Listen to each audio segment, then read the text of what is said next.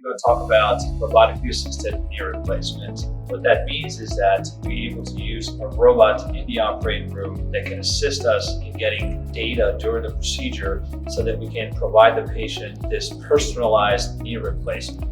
Compared to traditional way without the robot, where the cutting guides are sort of preset for everybody, but not everybody's made the same way. So the robot brings in this added feature, this added precision, this added accuracy in giving us this personalized plan that is right for the patient. So the way we achieve that is by, prior to surgery, obtaining a CT scan, which is an image from the hip to the ankle.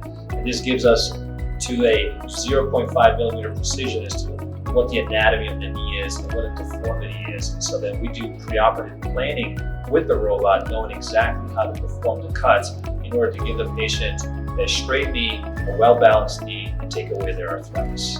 Here at Medical City Frisco Hospital, we are lucky to have this technology, so we're able to provide this personalized, highly accurate knee replacement technology to them.